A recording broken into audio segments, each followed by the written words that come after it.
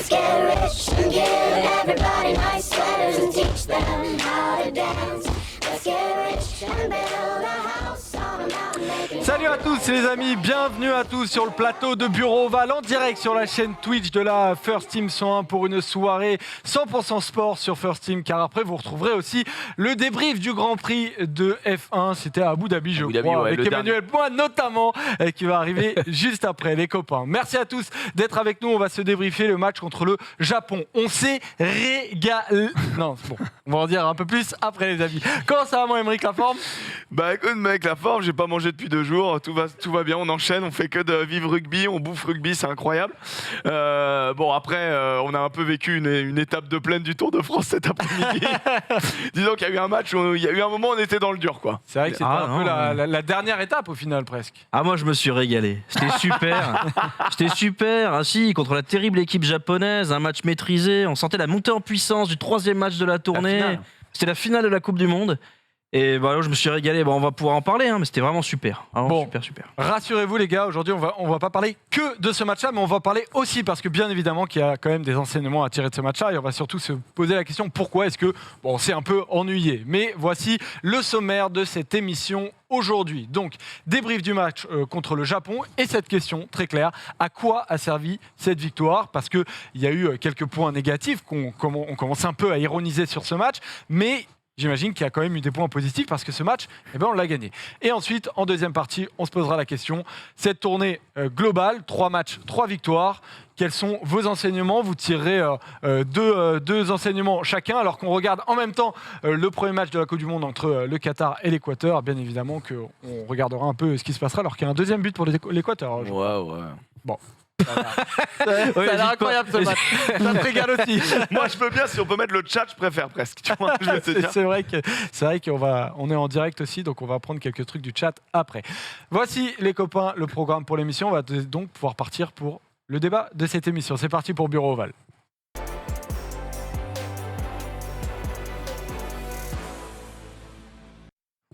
La victoire donc du 15 de France contre le Japon, 3 matchs, 3 victoires sur cette tournée de novembre, et cette victoire donc 35-17, c'était au stadium de Toulouse avec j'avais l'impression que la pelouse n'était pas complètement enracinée, mais il y a eu la première mêlée, les jardiniers. On a eu très peur. Là, ça a transpiré un petit peu. Là, j'ai vu la goutte du jardinier. Il s'est dit, oh là, on est mort. Là, on est mort. On va se faire détruire. Mais non, ça a été, en fait. C'est bon, nickel. Bon, ça s'est bien passé. Emeric, quelle a été ta sensation à la fin de cette rencontre? 2 choses. Match brouillon, mais encore une fois, une victoire de l'équipe de France. L'équipe de France qui continue. On aurait aimé que ça en mette plus. Mais depuis l'Argaltier, depuis la Coupe du Monde, je crois que c'était le 20e match ou un truc comme ça, ou 22e match, vous me corrigez, l'équipe de France met 30 points de moyenne. C'est-à-dire qu'avant le match, on était à 29,5 points de moyenne. On est à 30 points de moyenne. Donc, on va faire un petit peu les mecs qui vont gratter. Mais moi, je trouve que c'est une équipe de France qui, mine de rien, à chaque fois, met quand même énormément de grains et aux plus grosses nations. Donc, il va falloir réfléchir pourquoi est-ce qu'on n'est pas satisfait de ça. Parce que quand tu mets 30 grains à tout le monde et t'as joué les Blacks, ça t'as joué 3 fois le Japon, mais t'as pas pu le faire le Japon, tu vois. Tu mets 30 grains à l'Irlande, tu mets 30 grains à l'Australie, tu mets 30 grains à tout le monde à un moment donné. 30 grains, putain, c'est beaucoup. Ah, mais c'est beaucoup, clairement. Beaucoup. Donc, à la fin de ce match-là, toi, tu voyais plus le verre à moitié plein. Ouais. Et après. Ouais. Menteur. Non, c'est pas possible. C'était pas attends, on va dissocier. Je fais plus un bilan tourné à la fin de ce match qui n'était pas le plus grand des matchs. Et puis on va vraiment dissocier le résultat brut, qui est une victoire avec 30 points inscrits, du contenu. À chaque fois, je sais qu'on nous trouve parfois on va dire dur. Toi, surtout moi. Ouais. Non, mais on va faire la fine bouche sur des choses, des détails. C'est pas des détails pour moi. La victoire est une conséquence. Ça peut pas être la cause. On peut pas jouer pour gagner. Il faut faire des choses pour gagner. Et je trouve que cette équipe de France, on en parlera à travers ce match, mais aussi à travers la tournée, elle fait pas assez. Et je pense même que les joueurs, ils trouvent qu'ils font pas assez. Et on peut se contenter ou se satisfaire de cette victoire-là. Maintenant, si dans le détail, on prend le contenu, c'est pas très encourageant. Évidemment, une année civile, invaincu, on peut pas cracher dessus. Le fait de le faire un an de la Coupe du Monde, on peut pas cracher dessus. Mettre des victoires références, cocher les cases, on peut pas cracher dessus. Mais aujourd'hui, je suis désolé, on n'a pas maîtrisé le match. Il y a une équipe qui a mieux joué que l'autre et c'est pas celle qui a gagné. Aujourd'hui, ouais, je trouve. Oh non, je suis pas d'accord. Le Japon, je te parle du jeu à la main.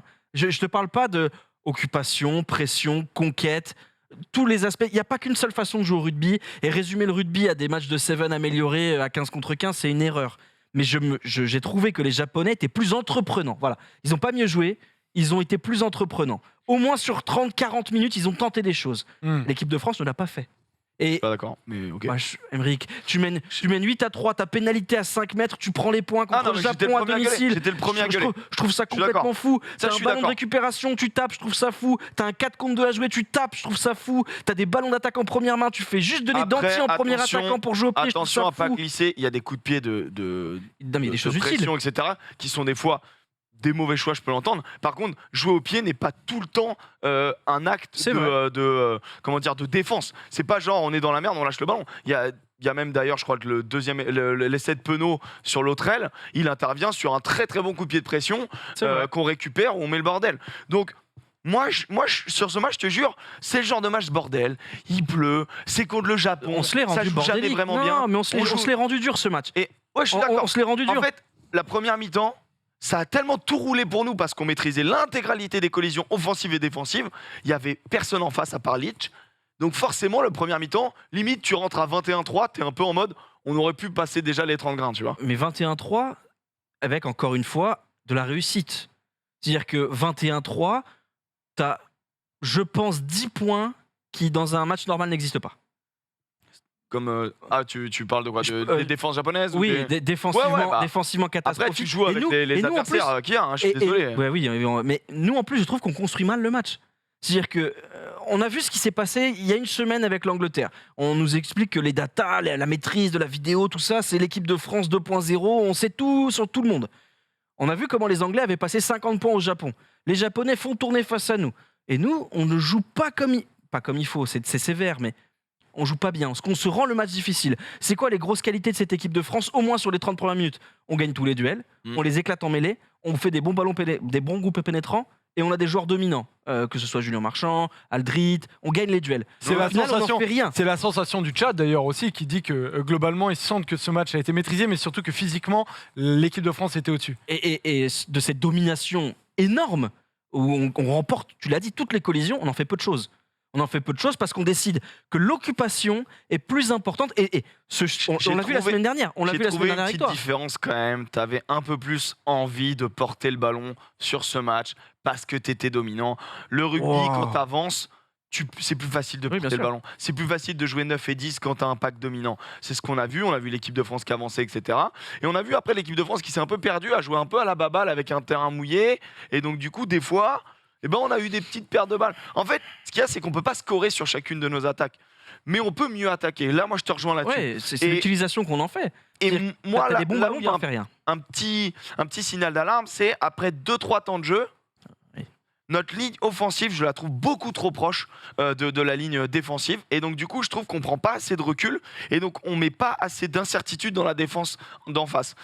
Ce qui nous amène à jouer des fois des petits, je te dis une connerie, je vais citer un joueur pour au hasard, mais genre t'as un gelon, un Woki, on fait du main-main, au lieu peut-être de des fois, juste, on n'est plus dans l'avancée, allez on y retourne. Et en deuxième mi-temps, ça a été vachement corrigé là-dessus, où t'as des leaders que sont Marchand, Aldrit, même Woki, Danti. qui ont relevé le ballon et qui se sont dit, ok, on va les prendre au pré, on avance au pré, jouons simple, de toute manière, si on l'emmène trop loin la balle, on va la dégueuler. En fait, en discutant avec toi, je commence à mettre le doigt sur ce qui m'a gêné. C'est que ce match-là devient la caricature de l'ère Galtier. C'est-à-dire qu'on a une maîtrise évidente, une domination relative, mais sur 60 minutes, on est plus fort que l'adversaire physiquement.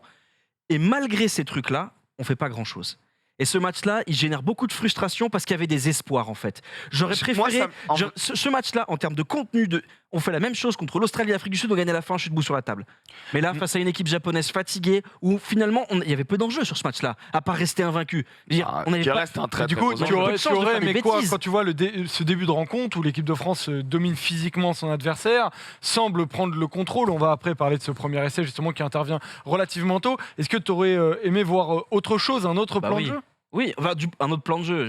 Je pense qu'au niveau international, il n'y a pas de plan B. Mais non, mais C'est-à-dire que On en sait a ce parlé qu'on veut faire. effectivement d'ailleurs On contre sait ce qu'on veut l'Australie. faire. Mais c'est juste que, en termes d'ambition, c'est très faible. C'est très faible. j'ai du mal à être d'accord avec toi sur ce match. Je trouve que mine de rien, on plante des essais qui sont sympas. Quel essai est le fruit d'une construction? Quel Bah, essai est le fruit de 4 temps de jeu maîtrisés qui vont jusqu'à l'essai l'essai? de Penaud, il se joue sur le talent d'un homme qui est Ntamak, mais l'essai de Penaud qui est après 5 minutes. Si tu D'ailleurs, regardes pas, on va pouvoir le regarder parce qu'il est intéressant. il vient ce de essai-là. beaucoup de temps de jeu où C'est on un- les fixe. Et au final, on a entre guillemets peut-être un mauvais choix, puisque comme tu peux le voir sur le terrain, il y a un déficit offensif par rapport au nombre défensif. Et donc, c'est l'un des moments où moi j'estime, mais peut-être qu'il y a des coachs dans le chat ou dans les commentaires qui vont me dire le contraire, et en quelqu'un, moi j'écoute. Mais moi, pour moi, l'utilisation du jeu au pied dans le R2, donc dans le deuxième rideau derrière, Non, mais c'est une ce qu'il faut attaque faire. offensive, une défense très, très agressive. Ah, bougez Bon. plus l'image. Ouais, Ouais. vas-y, excuse-moi, Émeric. Parce que là, c'est ça qui me dérange. Regarde, ta redistribution.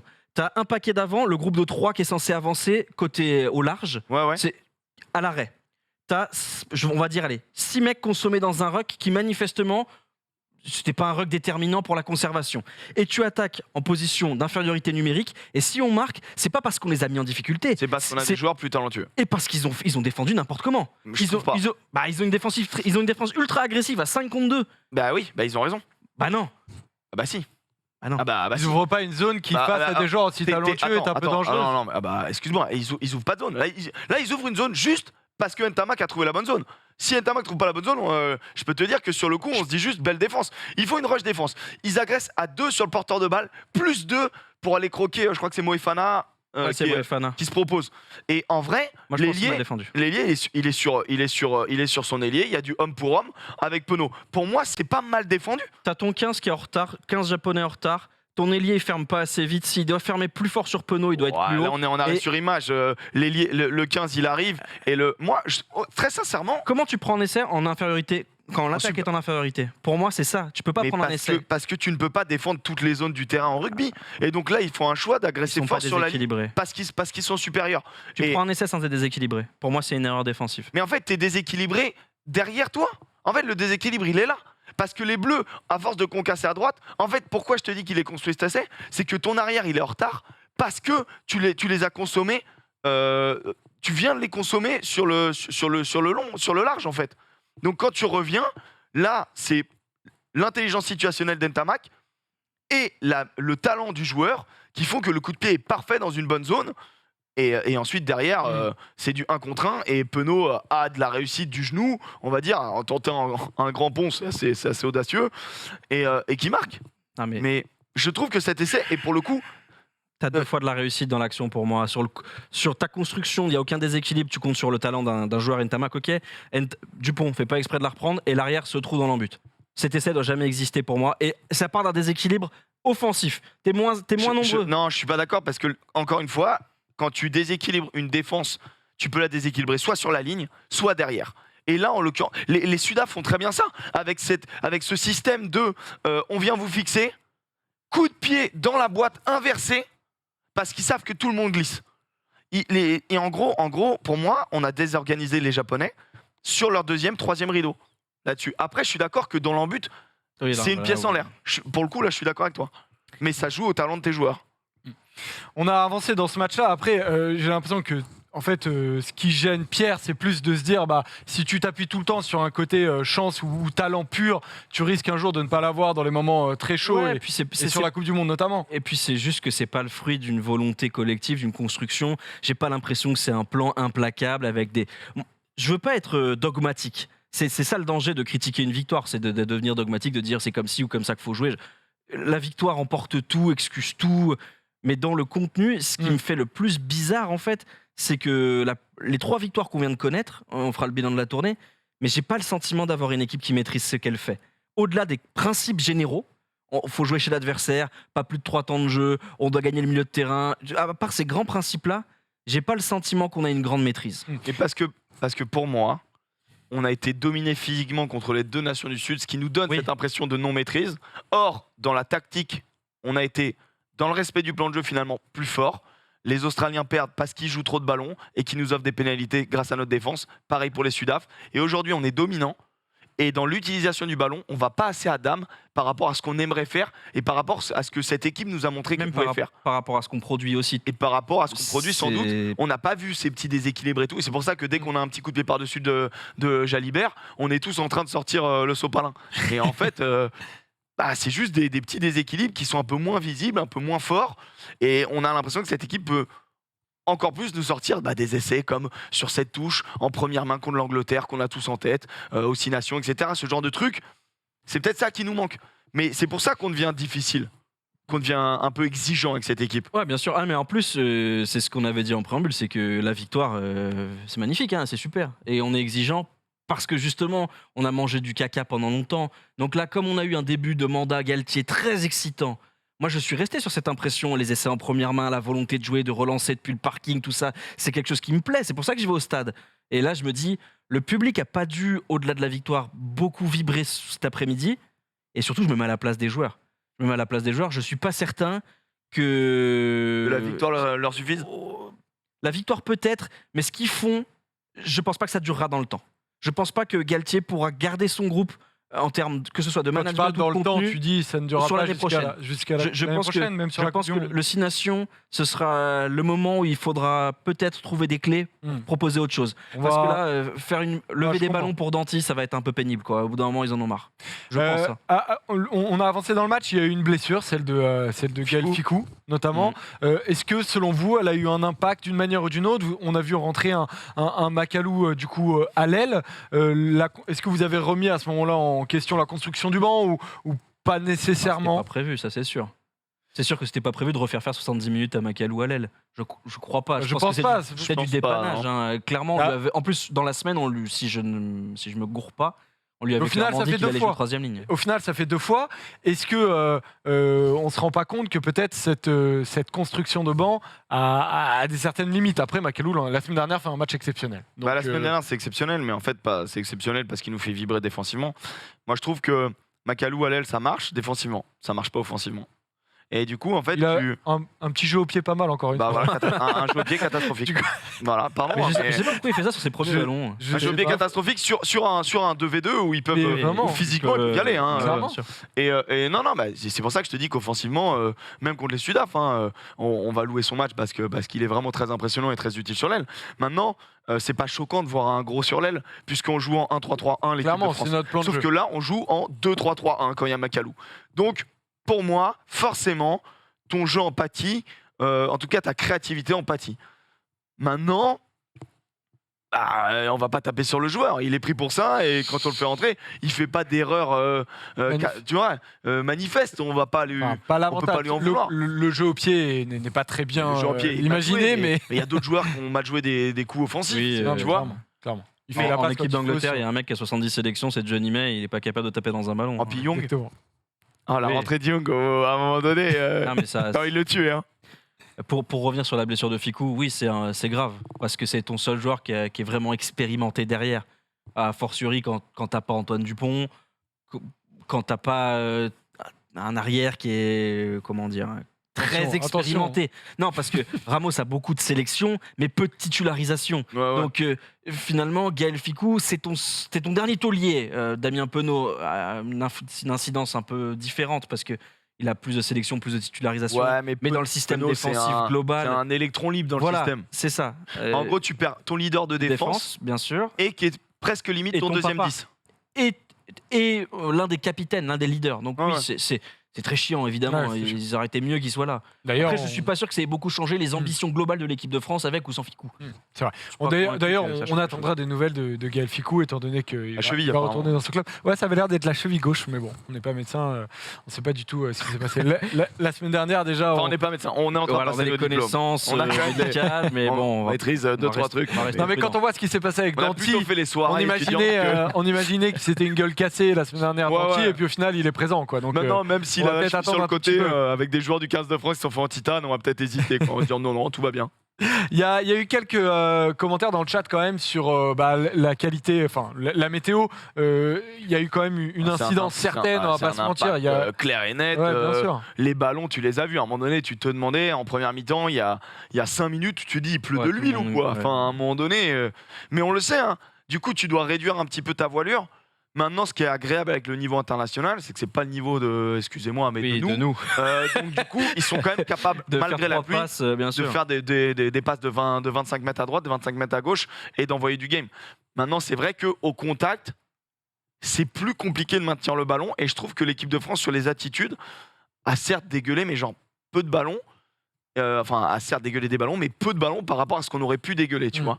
Donc, j'ai trouvé qu'on avait su quand même pas trop mal conserver. Et c'est le jeu main-main, dos, etc. qu'on a un petit peu pâti, mais pas tant que ça. Hein. Moi, j'ai vu Ouais, des passes sur un pas de non, c'est Woki, vrai, ouais. des Antonio, cellules d'eau d'Antonio. Le début du match peut-être nous a particulièrement marqué avec cette pelouse qui est complètement retournée, un ou deux ballons vraiment qui explosent. Mais Et puis dès qu'il y a eu une éclaircie, c'est les Japonais qui avaient la maîtrise et qui ont essayé de mettre un peu plus de volume. C'était un moment du match Donc, où les Japonais étaient un peu plus dominants. Tout s'additionne un peu, c'est-à-dire qu'on a le sentiment que l'équipe de France avait la possession et l'occupation au moment où c'était peut-être le moins intéressant parce que c'était difficile de faire du jeu. Et à l'inverse, dès qu'il a commencé à faire un petit peu plus joli, c'est les Japonais qui avaient le ballon. L'essai de Charles Olivon qui arrive à la 36e minute, qui nous permet vraiment de rentrer à la mi-temps en nous disant bon, on va avoir quand même un match relativement tranquille en termes de score et de victoire. Là, c'est un essai qui est, c'est ce dont on parle depuis le début de l'émission. C'est un essai presque 100% équipe de France qui sort un peu de nulle part avec un Lucu qui s'échappe. Oui. Quoi. C'est très opportuniste. C'est comme l'essai de 80 mètres des Japonais. C'est hyper dur de défendre sur un ballon qui est mal maîtrisé par une équipe. C'est beaucoup plus facile de défendre par rapport à une attaque qui a une attaque organisée. Là, c'est totalement désorganisé. C'est un ballon qui est dégueulé, récupéré par Lucu. Et en fait, le problème de ces ballons dégueulés, c'est que tu as l'impression que tu peux les récupérer en tant que défense. Et donc, tu te délies un petit peu. Les connexions défensives sont plus friables. Parce qu'il y en a qui se disent qu'ils vont y aller. Et là, Lucu joue bien le truc. Il nous fait une Dupont, on va dire. Où il repart sur le petit, à la vitesse. Retour intérieur sur Olivon. C'est joué parfait. Ça sent le rugby. Et c'est ce qu'on aime. Mais c'est vrai que c'est clairement pas construit. Et là, tu joues au talent aussi. Il y a juste le mérite de Charles Olivon d'être à hauteur, en fait. Et ça, c'est pour un troisième ligne. On a l'habitude avec Charles parce que c'est quelqu'un qui va très vite et qui sent bien le rugby, pour rien gâcher. Ouais. Mais oui, c'est pas construit, mais c'est bien. Voilà, il faut marquer et ça valide en fait le fait que l'équipe de France peut jouer comme ça. Ça conforte le modèle de l'équipe de France. Alors c'est bien pour eux. Après voilà, encore une fois, je vais pas me répéter, moi ça m'emmerde, mais c'est personnel. Voilà. Ouais. Je préférais voir des essais. Après c'est des essais. Il y a une époque où il y en avait pas d'essais. Donc, Ouais. soyons heureux de ça, mais Non, puis c'est des essais un petit peu aussi. C'est con, mais c'est ciblé par la stratégie, entre guillemets. C'est des essais par fulgurance. C'est ce que Galtier veut, c'est que en 22 secondes, on aille marquer un essai, quoi. Il veut pas des constructions à 800 temps de jeu. On a compris que ça l'emmerdait. Retour des vestiaires, on se dit que techniquement on pourrait dérouler avec des remises en place un peu sur ce qui ne va pas par Fabien Galtier et le staff. Et au final, on prend un essai assez rapidement par Saito. Et puis on prend même 2 essais, Pierre, dans cette deuxième période. Qu'est-ce qui s'est passé dans cette défense ? Est-ce que tu as vu une souffrance défensive de la part des Bleus et d'où est-ce que ça venait selon toi ?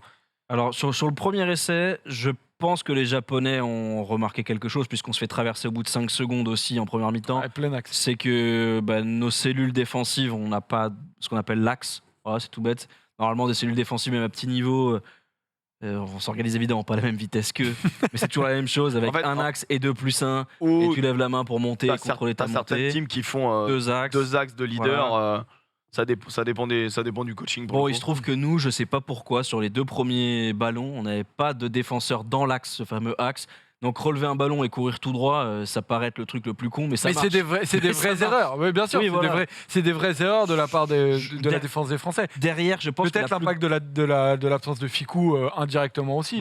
Il n'est pas censé être le défenseur dans les rucks parce que c'est ton premier ruck. C'est pas celui qui est censé organiser la montée à partir. Lui, il va être sur la montée collective globale, sur la montée de l'axe du terrain, le milieu du terrain. Non, là dans ce truc-là, je crois que l'erreur, elle est déjà dans le ruck, mais c'est difficile de pointer quelqu'un du doigt parce que finalement c'est de l'organisation collective, fallait qu'il y ait un mec qui s'y mette et il s'y est pas mis. En revanche, le 2-2 derrière est pas très bien joué par le défenseur. Clairement, manque de com terrible entre Ramos et Ntamak. C'est du 2v2. Ouais, c'est du 2-2, ils doivent pas marquer normalement. Et en fait, au bout d'un moment, c'est bien joué par c'est Nakano, le numéro 13. Je crois que c'est lui qui vraiment met de l'incertitude. Il joue, mais à un moment donné, ils sont 2v2. ils doivent. Au bout d'un moment, Ntamak doit prendre la décision d'y aller. Et Ramos doit lui dire en fait. Et en fait, il y a eu un manque de communication entre les deux, et ce qui fait que tu ralentis, on est au niveau international, ça met un essai. Ouais, puis Donc- c'est bien attaqué. Ça, faut lui reconnaître le fait qu'il Il est arrive, bien attaqué. il arrive à créer du temps. Parce qu'il s'offre du temps. En Il fait, crée de dans sa l'incertitude, défense. Voilà. il crée de l'incertitude Voilà. totale. Tu sais pas s'il va partir exté. Du coup, c'est plutôt à Ramos d'aller glisser sur l'extérieur et à Ntamak de le contrôler, ou c'est à l'inverse, Ntamak qui doit aller le prendre et à Ramos de contrôler. Non, mais Ça là-dessus, c'est bien joué par le japonais. Et- Malheureusement, c'est très mal défendu Et- par le troisième rideau. Et pendant le match, on en a parlé, mais au début de l'action, dans le regroupement, justement, on perd Splenax. Il y a Gelon qui est un peu retenu. Emeric, selon toi, c'est plus une erreur de Gelon de ne pas sortir assez vite, ou alors vraiment il est tenu et il ne peut pas y faire grand-chose? En fait, ça vient d'un ballon qui n'est pas maîtrisé, donc un ballon qui est roulant. Et donc, ça revient à ce que je te disais tout à l'heure. Défensivement, c'est beaucoup plus compliqué parce que tu casses les connexions défensives. Parce que tu vas trop loin, etc. Et c'est exactement ce qui s'est passé. Et Gelon est retenu dans le regroupement, légalement, totalement. Il est retenu dans le regroupement. Moi, dire que c'est son erreur, je trouve que c'est vraiment pas mettre en cause les 2-3 mecs à l'exté qui dorment. Moi, je te dis, je suis en train de défendre. Gelon, il est au moins à la bataille dans la zone ruck. On peut pas lui enlever ça. Et tout à l'heure, tu parlais de l'axe. Au pire, s'il y a un mec qui veut partir dans l'axe, il est là. Non, c'est qu'à un moment donné, il faut que ça reconnecte plus vite sur les joueurs en retard. Et pour moi, l'erreur, elle vient plus du joueur en retard. Et pareil, sur le deuxième essai, elle vient plus du joueur en retard, même si Gelon aurait pu être un petit peu plus lucide avec Penaud et communiquer un peu mieux. Sur le deuxième essai, en main-main, première combinaison, il nous simule un maul, s'envoie sur le disque, qui remet un terre sur un ailier. Bon, merci les gars, mais si on prend ça, c'est dommage, quoi. Surtout, j'ai pas le sentiment que Gelon soit coupable de grand chose sur ce match. C'est quand même un des gars qui met le plus de plaquages. Et pourtant, je vois offensifs. beaucoup de mecs qui l'ont eu dans le viseur. Je trouve ça très dur. Demain, Ouais, dans le moi petit aussi, bureau, notamment, je vois à 18h sur ta chaîne, Emeric, Ah, je je crois pense qu'Alex- qu'un certain Alex va nous développer cette théorie qu'il a. bah, Et qui- ce qu'il a vu, lui, a trouvé un Gelonge qui était vraiment, mais- dedans aujourd'hui. Donc, Eh ben, je l'attends. c'est intéressant. Non, mais ça Je va- l'attends avec ça va une être- ça grande va être très impatience. intéressant. Enfin, moi, j'ai trouvé qu'il s'envoyait, qu'il était dur sur l'homme, il a quasiment pas perdu de duel. Eh ben, ça tombe bien, le top flop, les gars, justement. Et bah, Allez. let's go. Apparemment, Gelonge, pour vous, n'en fait pas partie. Ni du top ni du flop. Hein, Voilà. mais- Donc, Ouais, voilà. est-ce que. Alors, qui est ton top pour toi, Bon, il n'y a Claire pas trop de surprises. C'est Julien Marchand qui est trop fort, quoi. Début de match Aucun problème. monstrueux. Je sais pas ce qu'il mange le matin, mais le mec, il est quand même incroyable. Il gagne tous ses duels et il en joue 60, quoi. Je sais pas ce qu'il. Ah ouais, c'est il a été impressionnant. ultra C'est dominant. impressionnant. Pour moi, sur cette tournée-là, et à chaque fois, il y a quand même cette petite musique de se dire peut-être que Peato Movaca devrait avoir sa chance, il serait titulaire dans 80% des autres nations, tout ça. Ah bah le truc, c'est qu'on a le Ah meilleur bah, il est talonneur trop du fort. monde. Bon. Non, mais en fait, il est trop fort. Mais c'est trop bien parce qu'on se rappelle que Galtier s'inspirait un peu justement des Sudaf qui ont 2 premières lignes où tu ne sais pas dire qui est le Ouais, titu, qui est qui est plus le fort, remplaçant. Et ben on commence à construire un peu ça en équipe de France, même si on a un degré moindre. Mais c'est vrai que pour les talons, 5 Movaca plaquages au Marchand, cachés pour t'es un tranquille, talonneur, quand même, c'est impressionnant. Non, mais il a été bon.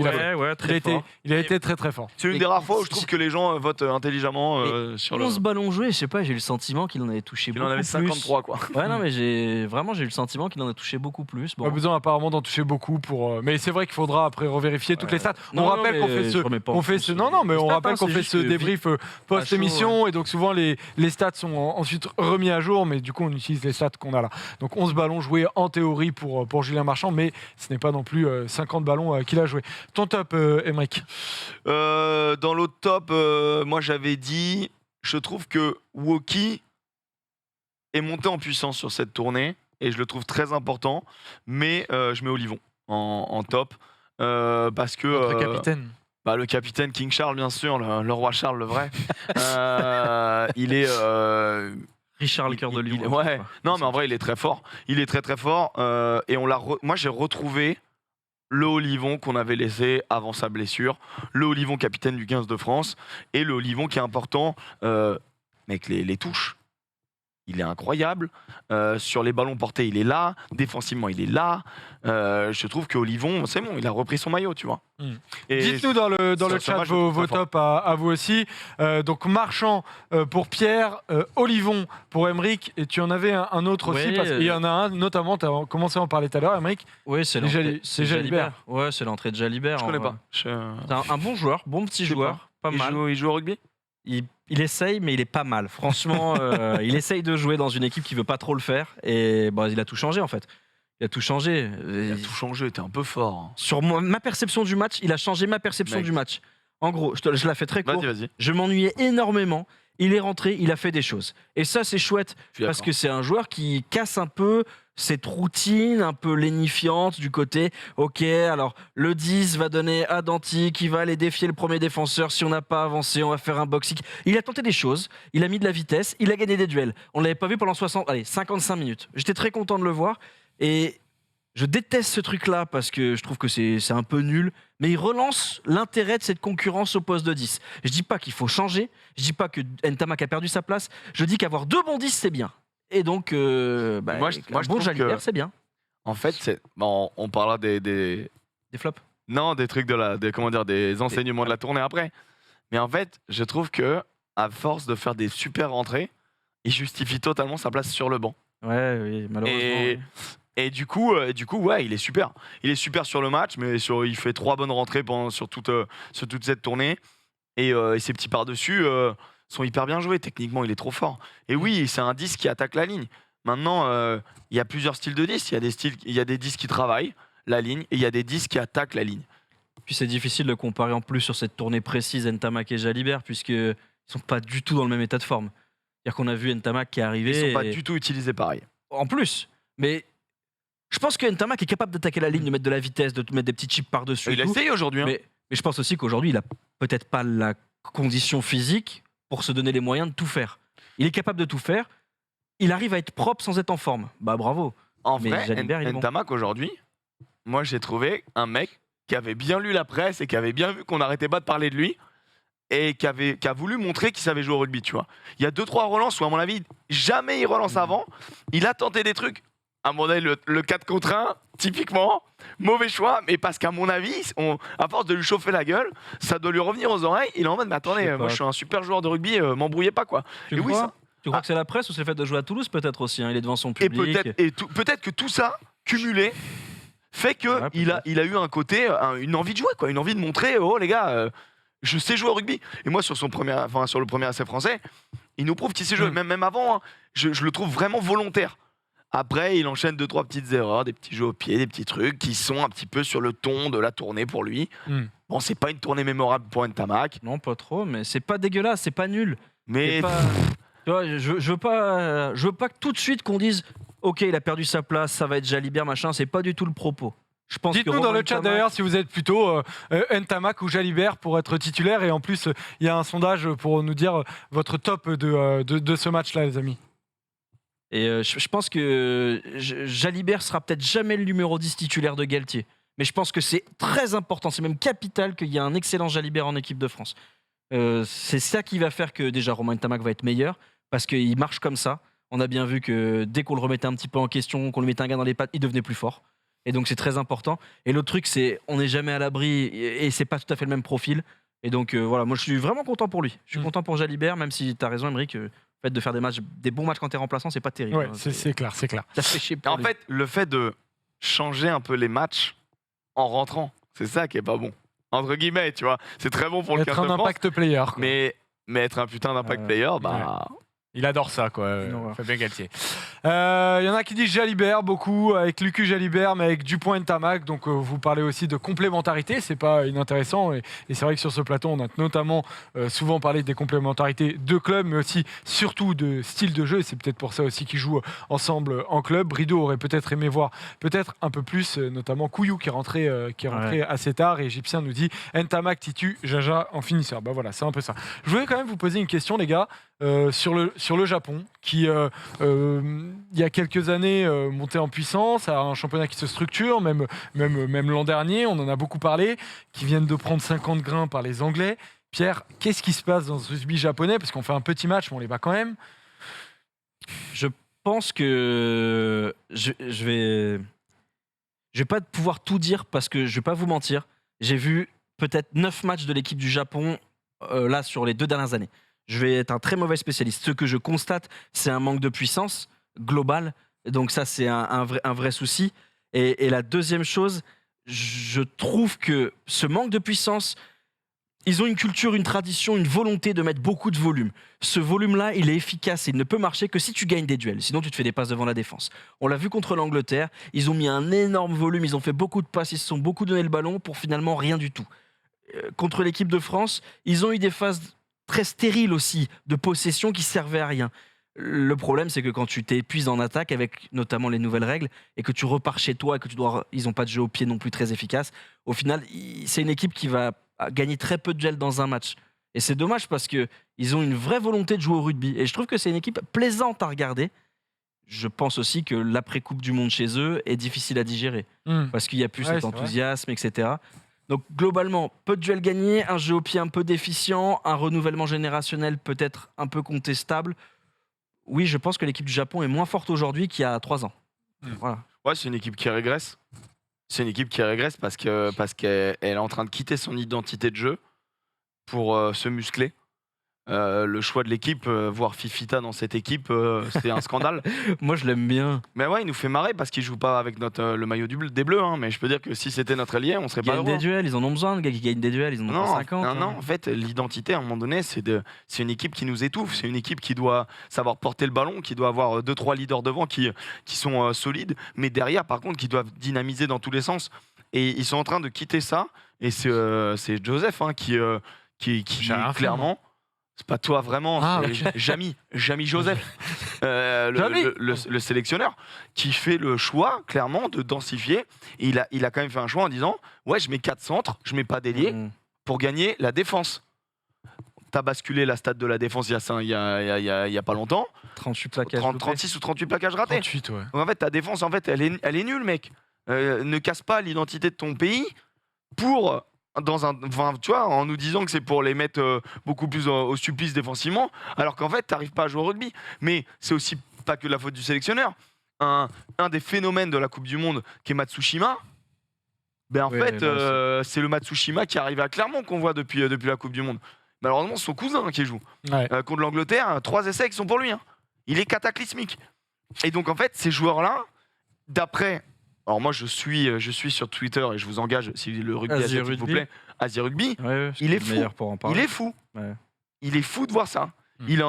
Pour lui, Jamie Joseph gâche le Japon et est en train de faire du Japon une petite nation alors que c'était une nation émergente du rugby.